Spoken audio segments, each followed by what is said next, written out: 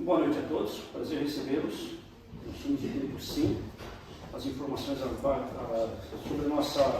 as nossas atividades aqui vão ser dadas entre a nossa palestra e o passe. Então vai vir alguém aqui explicar para vocês. Então, não importa aí, né? Antes de a gente começar propriamente dito a palestra, vamos fazer uma preparação aí, fazer que nem os gregos lá que não saíram para nenhum lugar, antes de se preparar, né? E se colocar na posição de escutar, de aprender, de abrir as nossas mentes aí. Então vamos lá, vamos trazendo a nossa atenção para dentro dessa sala, sentindo aí primeiramente o ambiente preparado pelos nossos anfitriões espirituais, que preparam o ambiente, limpam o ambiente, fornecem essa proteção para que a gente sinta essa vibração agradável. Então vamos trazendo essa consciência um pouco mais para dentro de nós, vamos sentindo que nós somos, no nosso mais íntimo, o que nós temos aí, essa centelha divina. Vamos trazendo essa vibração para fora, espalhando ela ao nosso lado e complementando o que a espiritualidade colocou para nós aqui dentro desse ambiente agradável. Elevamos então um pouco os nossos pensamentos um pouco mais, juntemos aos nossos anjos guardiões, esses seres abnegados que estão sempre conosco. Esquecemos da presença dele na maior parte do nosso dia, vamos lembrar deles agora. Agradecer profundamente o contato deles, a proteção deles, e pedir que eles nos ajudem a elevar um pouco mais os nossos pensamentos, para que nós elevemos um pouco mais junto à espiritualidade que coordena o plano espiritual aqui da nossa casa. Junto a eles, então, vamos mentalizando aí a ideia, a imagem de Jesus, nosso mestre e modelo. E que, através do que nós sabemos dele, ele é o nosso guia, ele é o nosso caminho ao Pai. Então, rogamos a ele que nos ajude a endereçar esse pedido ao nosso Pai, que nós possamos aqui nas próximas horas, né, no próximo tempo que nós vamos estarmos juntos aqui, possamos abrir os nossos corações, as nossas mentes, os nossos espíritos, para o que nós vamos nos escutar, para o que nós vamos ser intuídos, para o que nós vamos pensar, de forma que isso nos melhore como pessoas, e assim possamos melhorar o nosso ambiente de meio e as pessoas que estão ao nosso redor. Vamos pedindo que nós possamos autorização para essa palestra e que possamos ficar na paz do Mestre e na bênção do nosso Pai. Que assim seja. Então vamos lá, a gente já está aí no caminho aí, nós estamos no capítulo 4, na realidade é a terceira lei, né, que a gente está falando do terceiro livro do livro, terceira parte do livro dos Espíritos, que fala das leis divinas, as leis naturais aí, leis que não mudam. Já falamos de algumas e hoje nós vamos falar da lei da reprodução.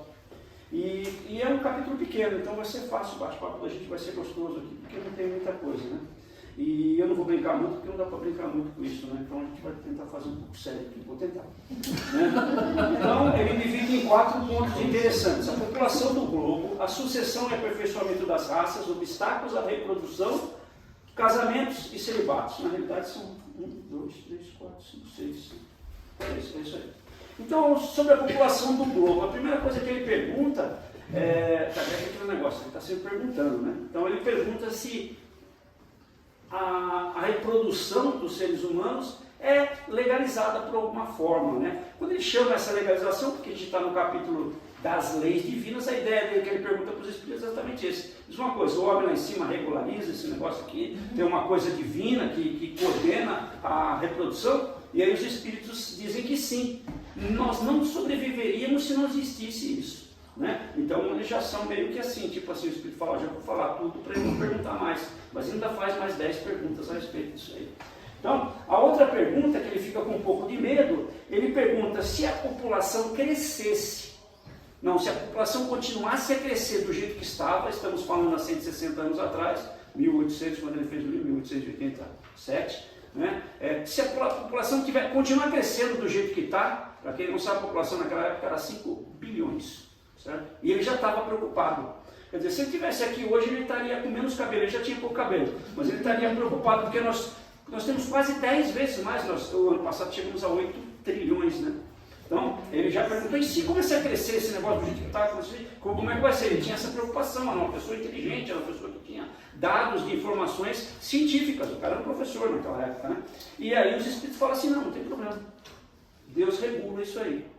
Nessa parte da questão, eu já fiquei pensando, caramba, como é que Deus vai fazer isso? Ele vem e faz eu nascer, sabe, com algum problema, que eu não vou poder ter filho, ou faz eu não gostar de alguma outra coisa, eu não me relaciono, ou qualquer coisa do tipo. Aí eu falei, não, deixa eu acabar de ler a pergunta aqui para mim ver, né? Porque a gente começa a pensar esse monte de coisa, achando como é que Deus vai fazer as coisas. E eles terminam a resposta tipo assim, a gente não tem capacidade de entender qual que é esse processo, mas Ele não nos abandona, Ele não deixa que isso aconteça. Então pode ficar tranquilo, né? Pode fazer filho à vontade, ou pode não fazer filho também, que Ele tem um plano para tudo, não importa. Porque se Ele tivesse que fazer alguma coisa para que a gente não se reproduzisse, eu já penso assim, a gente lembra da definição de Deus, a pergunta 1 do livro dos Espíritos, é inteligência suprema, o cara sabe tudo. Sabe o que foi, o que vai ser, o que não foi, o que ele achar, já sabe. Então, imagina que ele fez uma coisa que depois ele tem que ficar colocando remendo. Então ele tem essa capacidade, tudo pode ficar tranquilo. O que a gente assumir, eu quero ter uma família, eu não quero, sei lá, o que eu quiser fazer tem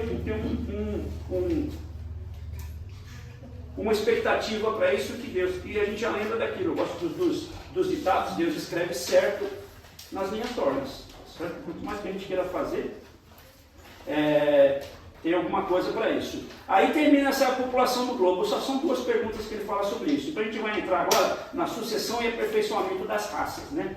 Então, as primeiras raças que a gente conhece são as primeiras raças que a gente chama como os homens, né? O ser humano. Então, os próprios espíritos falam naquela época, 130 anos atrás, 160 anos atrás, vão sempre lembrar essa posição de Kardec, onde ele estava. Eles falam que os seres primitivos, né, que seriam os nossos ancestrais, né, a origem desses seres se perdem na noite. É isso que os espíritos falam, se perdem na noite. Quer dizer, a informação não era uma informação muito, muito clara, mas nós viemos de alguma raça. E aí Kardec pergunta, quer dizer, a gente vê raças melhores e vão vindo e os espíritos falam assim, não, na realidade a gente vai reencarnando. E essas reencarnações vão nos aperfeiçoando. E na aperfeiçoação individual passa a ter a aperfeiçoação coletiva.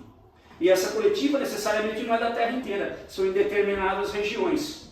E nessas determinadas regiões elas se encontram com as outras pessoas de uma forma, vamos pensar, de uma forma harmoniosa ou não. Às vezes um povo toma conta do outro. Né? E às vezes um povo fraco, ele é fraco fisicamente falando, mas ele, por causa dessa fraqueza, ele tem que desenvolver a inteligência.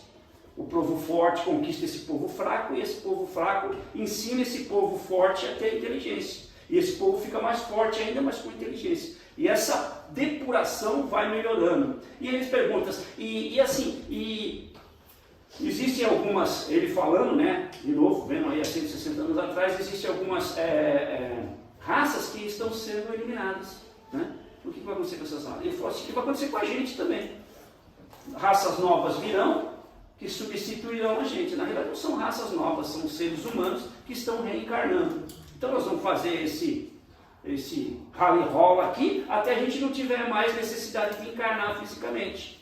Né? Aí vai virar Emmanuel, vai como virar esses caras ferradão que só vêm para ajudar, sei lá onde, em outro planeta, mas na realidade tem todo esse desenvolvimento individual que forma um coletivo, coletivos diferentes que eles se juntam e geram outras raças. Então tem toda uma participação aí da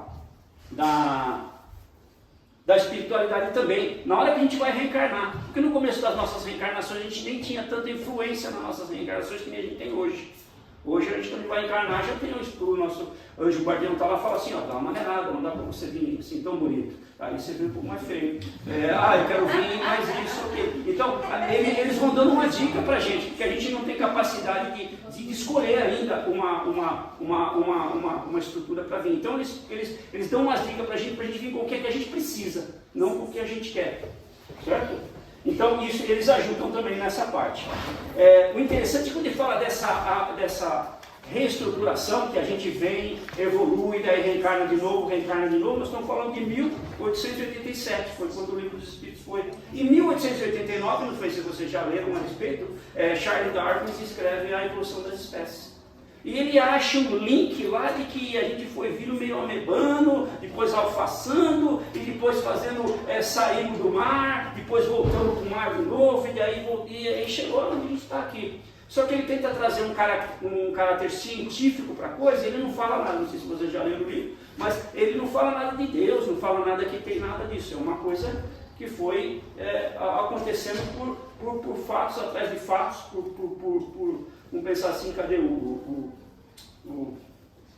um acaso, vamos pensar assim, né? E aí a gente chegou onde a gente está, ele mostra isso. Então foram 2 anos depois, né? O Kardec lança o livro dos Espíritos, depois 2 anos depois é lançado o livro do... Tudo bem que a pesquisa do Darwin foi meio que junto ali as duas coisas, né?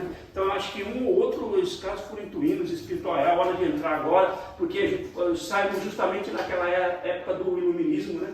A galera estava saindo de uma era trevosa, que a religião colocou muita barreira, e os caras falaram, agora não existe mais ninguém, nós aqui vamos ser ciência, e aí veio tudo isso aí. Porque se não fosse baseado na ciência, Kardec não tinha entrado nessa história, né? Então ele, com aquele caráter dele de perguntar e perguntar e perguntar, ele falou, vamos botar esse cara, ele vai fazer o negócio do jeito que ele tem que fazer.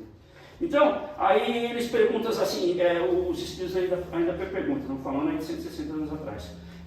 Kardec pergunta, e quando os homens começam a mexer mais ou menos na natureza? Ele cruza um animal com o outro, uma planta com o outro, porque naquela época não tinha ainda a genética do jeito que é hoje. E os espíritos falam que isso é válido, porque se o homem com isso ele desenvolve o raciocínio dele, o entendimento, né, a sagacidade, a ideia dele, então ele melhora isso. Às vezes ele faz alguma coisa errada. Me lembra muito uma raça, não sei se vocês conhecem aquele cachorro boxer.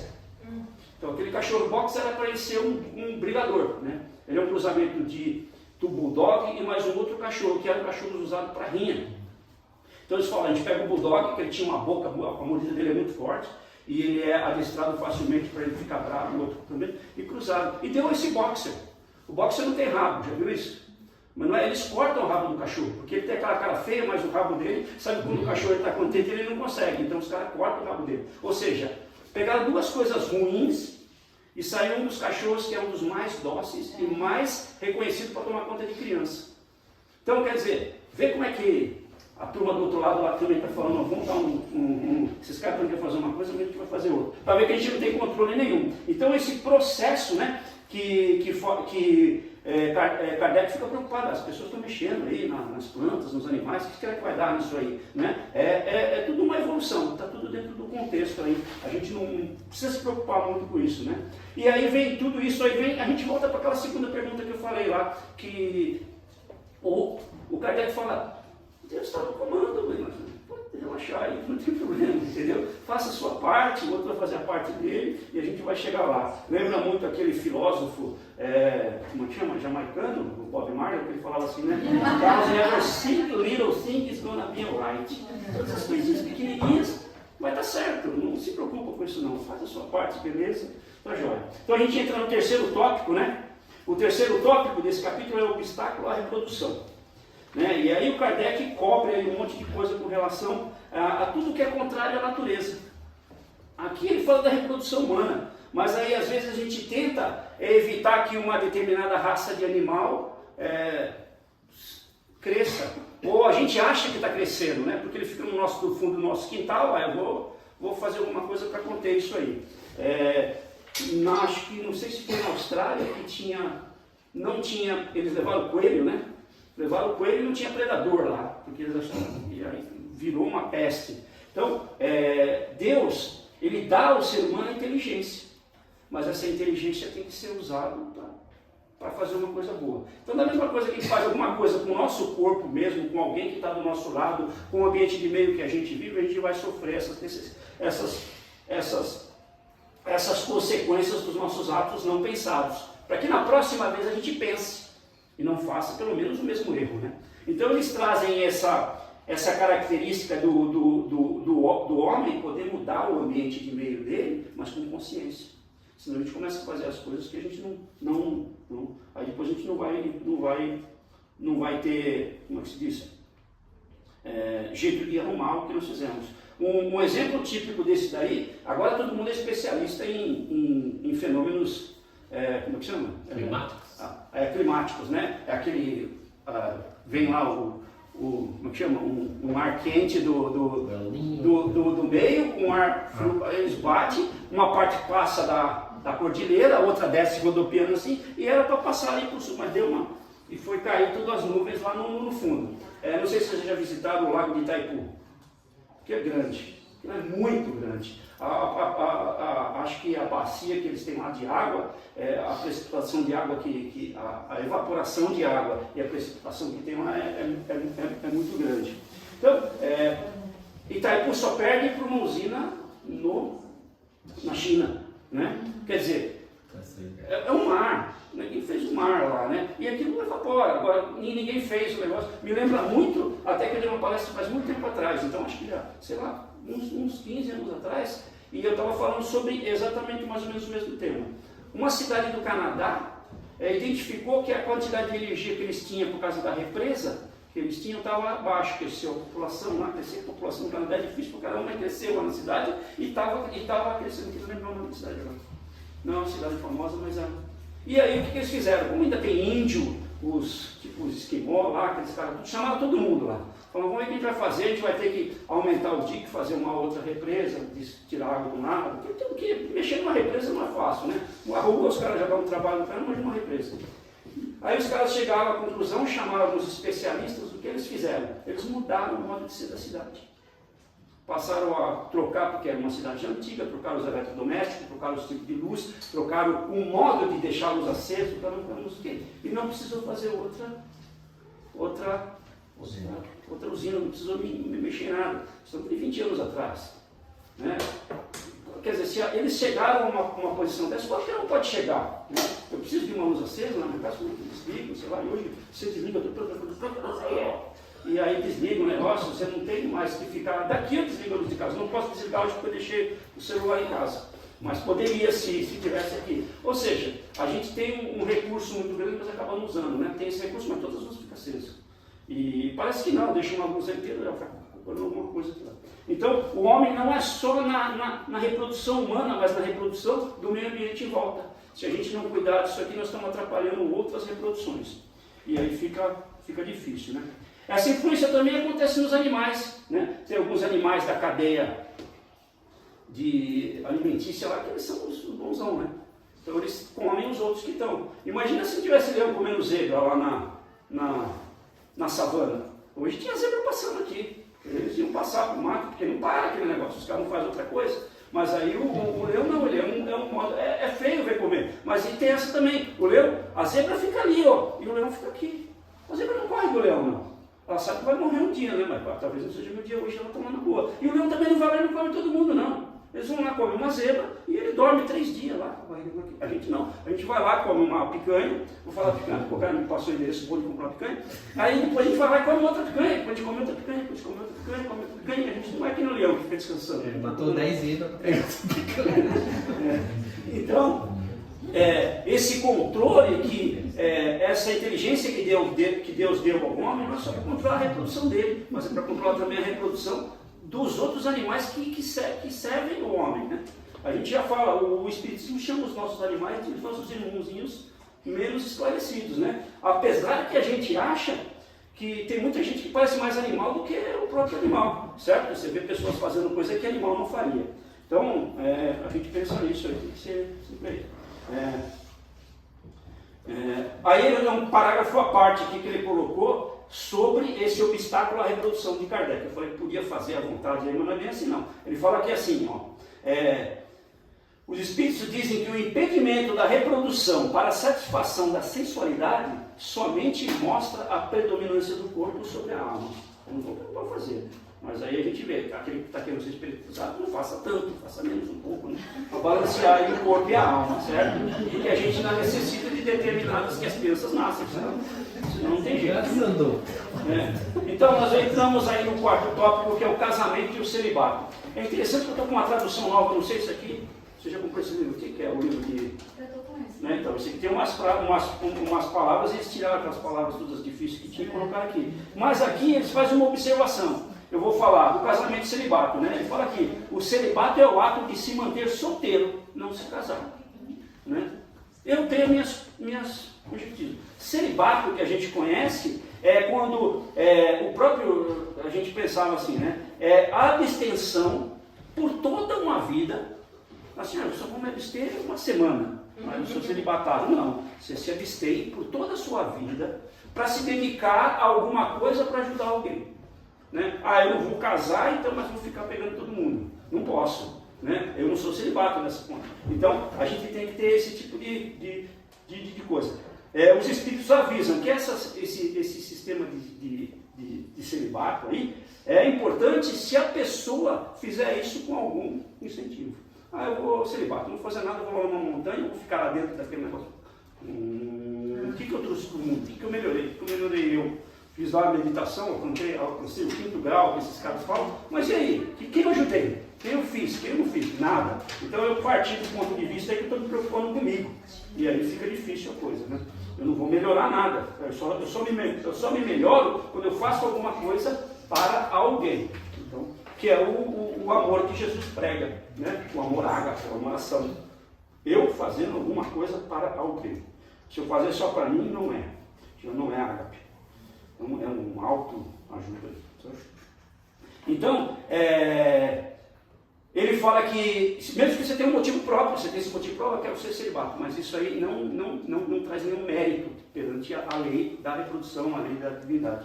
Eu não quero isso, né? Então, muita gente, a gente tem exemplos clássicos disso, né? O Chico, o próprio Baiano, Divaldo, também não casou. E eu vi uma brincadeira dos dois, né? O Divaldo contando as histórias engraçadas dele, que ele tem várias histórias engraçadas. Né? E ele falou que o Chico chegou lá com ele para conversar e falou assim, aí como é que eu fiquei sabendo que você casou, né? Aí o Divaldo, que tinha um respeito enorme pelo Chico, ele falou, eu não posso questionar o Chico, vou questionar o Chico, ele falou que eu casei, mas que eu casei não sei. Né?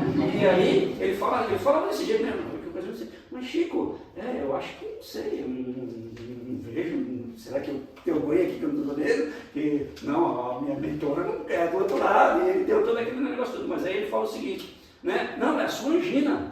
Ele tem uma angina no coração e falou assim, você é casado com a sua angina. Aí ele falou, essa me leva, vai comigo até o final da vida. E vai mesmo, né? Então, esses dois, eles simplesmente, eles são celibatos. Né? Contrário do que muitas outras pessoas falam que determinadas religiões, sem contar nada, porque são celibatos, na realidade, teve grandes escândalos relacionados à pessoa que não é. Sabe-se que o celibato na Igreja Católica só foi colocado porque quando o padre morria, se ele fosse casado, a herança dele ia para alguém. Então você não casou. Casar. E quando eles falam aqui do casar, não é casar, eu fui lá, mas é a proposta de união para a construção de uma família, certo? Então, com respeito ao casamento, os espíritos reportam a Kardec que, de acordo com a lei natural da reprodução, ele é um progresso evolutivo na marcha, da gente entender mais, da gente se relacionar, da gente se melhorar. Então, na marcha evolutiva do progresso, o casamento é essencial. Se não tivesse existido o casamento, a gente não estaria aqui na maior parte das coisas. Então eles falam o seguinte, se nós não estivéssemos com esse sistema do casamento, o casamento que ele está dizendo é o seguinte, é uma união entre duas pessoas que estão dispostos a trabalhar em cima de um bem comum, ter filhos e cuidar dessa família, criar. Ele não fala nesse capítulo da família, mas o Espiritismo é bem claro, a família é o núcleo da sociedade. Certo? Não tem como você fazer nada sem ter uma família. Né? Então, o Kardec não aborda aqui, mas é interessante a gente ter isso aí. Né? Então eles falam o seguinte, se a gente não tivesse o casamento, talvez nós regressássemos abaixo de animais. Porque existem vários animais hoje que são monogâmicos. E eles falam que é interessante essa monogamia nos animais, porque a princípio eles achavam que se uniam e ficavam juntos por causa da cria. Mas depois eles notaram que a cria ia embora, aquela afeição que eles tinham para cuidar ficava de um para outro. Então tem a ararinha vermelha, a arara vermelha. Diz que depois que nasce, os filhos vão embora, o ararão fica tirando as pelinhas brancas dela que fica saindo assim, talvez para ficar, porque ela é vermelha, né? E quando dá a asinha. Então eles colocam essas colocações.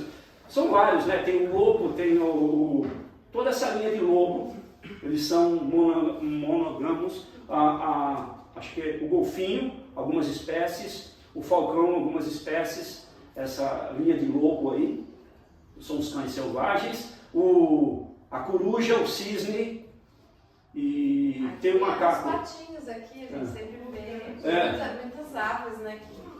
Então, eles achavam que tinha alguma coisa, os cientistas olham isso e procuram alguma lógica científica nisso aí. Eles estão estudando dos animais, dos filhos, mas eles veem que existe uma relação já aí, né? E que a gente não traz isso de nós, né? Isso já veio de alguma coisa. Teoricamente, acho que a gente, antes de ser seres humanos, a gente foi coruja, além de alface, outras coisas, coruja, foi alguma coisa do tipo, né? Então, esse conceito da família, do casamento, quando o Kardec coloca, não é a festa de casamento, é o comprometimento íntimo entre duas pessoas que estão relacionadas para empreender uma vida junto, dentro das dificuldades e das oportunidades. E a gente sabe que não tem melhor oportunidade do que a família para a gente reencarnar, certo? Todo mundo sabe aqui como é que é isso aí, né? O problema é que a gente não falta para a gente resolver. E é isso que são oportunidades. A família é onde a gente tem. Agora imagina um espírito que não tem uma família. E hoje em dia as famílias já estão tá difícil a relação da família. Eu não sei se vocês são do tempo que não tinha televisão em casa. Alguém é desse tempo aí? Eu sou. Eu lembro da televisão. A primeira televisão em casa era o seguinte, tinha, não sei se vocês lembram, era um sofá grande assim e um sofá pequeno. Né? E aí, mas eles não ficavam nesse layout. Era um aqui e os dois ficavam mais ou menos de frente. Tinha uma outra cadeira ali que sempre era uma avó que sentava ali. Não olhei para você porque ele a avó sentava sempre ali, era a cadeira dela. E aí as pessoas vinham em casa, batiam no portão à tarde, né? Sempre tinha um bolo, sempre tinha um café, né? E você sentava. Outra coisa que era muito bom naquele tempo é que a gente comia no mesmo horário. Todo mundo comia no mesmo horário. Por quê? Porque se não comesse naquele horário, não tinha outro horário para comer. Né? A mãe não esquentava a comida duas vezes. Não tinha micro-ondas? Não tinha. Então, eu acho que aí tiraram, né? Às vezes tinha assim, naquele canto legal, tinha, normalmente a galera no Brasil, uma parte católica, tinha Nossa Senhora Aparecida lá, né? É que os caras fazem, tiraram Nossa Senhora, bota no canto e põe lá na televisão. Aí vem uma pessoa em casa e fica assim, no começo não tinha muito programa, né? Então, às vezes eu ligava a televisão, não, mas quando eu ligava, acabou o papo. Né? Hoje, infelizmente, essa televisão está no nosso bolso. Façam como eu, esqueçam em casa. Esqueci mesmo, né? Estou nu, sem o celular. Mas a gente não consegue ficar mais. Então essa televisão está com a gente agora. E a gente, isso está tirando aí o que é a noção básica da família, que é a célula para manter a gente. Certo? Então a gente tem que estar repensando alguns conceitos aí, né? Então, os espíritos também apontam a indissolubilidade, difícil isso aí, indissolubilidade absoluta do casamento como uma lei humana. Então você fez um acordo, pode ser na presença de Deus, de Maomé, da religião que você quer, aquele acordo tem que ser selado por vocês, você e a pessoa que está com você. Então você não pode achar que aquilo nunca vai ser, porque Deus não quer que você casou na presença dele, não é. Então ele fala que essa indissolubilidade é uma lei humana, a gente pode mudar isso aí. Né? E finalizando o capítulo, nós vamos falar da poligamia, né? Que os espíritos dão um tom bem romântico aí, né? Atribuindo a análise assim a fatos, né? Coloca fatos lá, né? Contra fatos no argumento. Quem que é esse cara? É o Dielbe, o cara que falou isso aí, contra fatos. E não há mesmo, certo? Então, como existe uma quantidade de mulheres bem próxima da quantidade de homens, às vezes uma é maior, às vezes um pouco menor, conforme a variação da população vai, seria impossível você falar que existe uma poligamia. Porque se uma poligamia, é interessante isso, porque poligamia é um homem que tem várias mulheres, certo? Então, se eu tivesse 2 ou 3, hoje eu queria, uma tá bom só, não preciso mais. Mas, tipo assim, se passasse pela minha cabeça que eu quero 2 ou 3, alguém ia estar sem, certo? Então, naturalmente falando, é impossível que isso aconteça. Porque existe esse balanço justamente porque tudo na natureza tem o seu propósito, né? Então, uma das coisas que os espíritos pegam justamente é por isso. Eles dizem também que na poligamia é um sistema sem sucesso porque ele não mostra a emoção. Você não pode ter a mesma emoção por 2, 3 mulheres, né? Raro você só tem uma, daí as outras como é que fica? Você quer brigar, imagina você brigando com 3 em casa. Então não funciona. Ou seja, por todas as características que tem isso, viver, não vai existir aquela cumplicidade, porque são 3, ou seja, fica difícil de você, ou 4, sei lá, tem gente que tinha até mais, né? Então hoje no nosso planeta, 2% parece que da população vive sobre um regime que é permitido a poligamia, né? A maior parte disso são muçulmanos, né? Mas o interessante é o seguinte, e eu falei da poligamia, o contrário é uma mulher que teria vários homens, chama poliandria, né? Palestra espírita também é conhecimento, vocês anotem isso aí. Então, essa foi abolida, proibida em todos os lugares, não pode, e os muçulmanos não permitem isso de jeito nenhum. Eu sou a favor também, certo? Mas para a gente ver que a gente veio de uma era já há muito tempo em que os homens mandavam, quer dizer, pode ter a poligamia, mas não pode ter a poliandria, e é proibido mesmo, não pode, a galera não deixa de jeito nenhum, e tem algumas religiões que batem aí, então não pode. Então, a gente está falando aí de, quando Kardec trouxe isso, foi de 160 anos atrás, mas hoje a gente consegue ver isso ainda nos dias de hoje. Seria muito difícil, hoje já é difícil ficar com um só, né? Você vê a molecadinha aí, não, agora imagina ficar com mais. Então, a própria situação seria impossível aí, materialmente, né? Essa poligamia dá certo de alguma forma, né? Existem alguns países que a poligamia é permitida, tipo assim, eu tenho uma família, o meu irmão tem uma família, e ele morre. Então, para mim não deixar a família dele ao léu, né, eu posso abraçar isso aí, mas eu tenho que provar que eu tenho grana. Não achei chegar lá, não, né? A minha cunhada é bonita, falou, opa, agora deu. Irmãozão, você foi embora, sou eu que agora. Não, eu tenho que ir lá no governo e provar que eu tenho capacidade de assumir essa família, né? Então, eu acho que, às vezes, a religião faz isso, né, nesses países, um tipo de que eles falaram, olha, acho que é melhor ficar com o marido, com o cunhado, do que passar fome, sei lá, do tipo. Mas aí, de novo, essas são leis humanas. Nós estamos falando, a lei da reprodução que eu estou falando aqui é uma lei divina, ela é imutável. Ela não tem suborno, né? Fala assim, olha, eu pulei a cerca, deixa eu dar uma grana que não tem. No final a gente vai ter as consequências, certo? E a gente tem que pensar muito no que a gente vai fazer para que a gente não cometa erros, né? Dentro desse negócio. É isso aí. Se alguém tem alguma pergunta, o cálice para sempre. Pergunta. Sim. Você falou bastante de família, etc., né? Reprodução. Em algum lugar menciona-se sobre homossexualismo, aqui não. etc.? Não. A gente tem trata disso. A gente tem alguns autores que falam sobre isso, mas aqui não. Aqui é só sobre a reprodução. O homossexualismo, teoricamente, não ia entrar nessa aqui. Ele entraria nessa parte aqui que ele fala o seguinte, ó. Então, acho que a pergunta dele é se tem algum outro capítulo que fala sobre isso. Eu não sei, eu nunca vi na obra do Kardec a respeito. Na do Kardec, não. A gente tem a do Divaldo, que tem vários livros a respeito de homossexualismo. Andrei Moreira, acho que tem também. E qual é a visão, assim? A gente escolhe que a gente vem para cá, certo? Você escolhe do jeito que você veio, bonito, do jeito que você é assim, certo? Não, tudo que acontece com a gente tem hoje a gente tem muito mais, como eu falei, as reencarnações fazem com que nós aprendamos a se preparar para o que vai vir na frente. Então, eu me preparei para vir homem, mas aí eu venho do lado de cá e acho que sou mulher. Muita gente fala assim, eu fui mulher na outra vida, ainda estou lembrando das coisas lá, então eu fico achando que eu sou mulher, tenho esse negócio tudo. Não existe nada que é caracterizado falar disso, que fala assim, você era mulher na outra vida, encarnou e aí você resolveu vir homem, agora você está com essa tendência. É o espírito que está pensando dessa forma.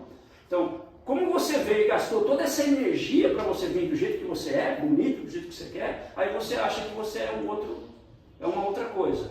Você vai estar perdendo essa reencarnação de alguma forma, né? Ou você vai aprender de alguma forma, algum outro jeito.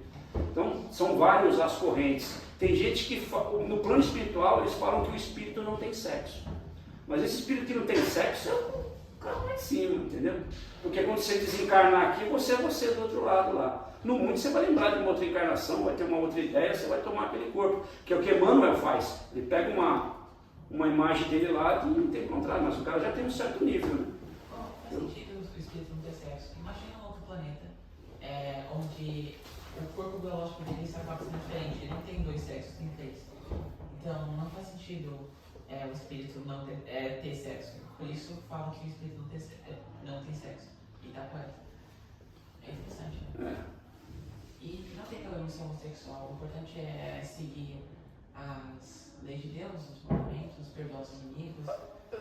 Eu acho o seguinte, se você não está prejudicando ninguém com isso, não tem problema nenhum. Eu não vejo problema nenhum. Aí cada um que vai escolher isso aí. Mas é uma escolha que você tem que fazer. A hora que a gente sai, tudo é uma escolha na nossa vida. Né? Eu podia não estar aqui hoje.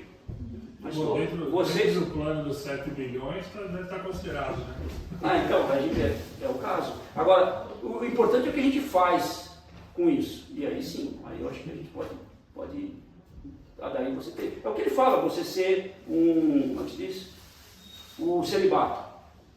Se eu quero ser celibato só por mim, eu sou celibato, mas isso não agrega nada, então a gente...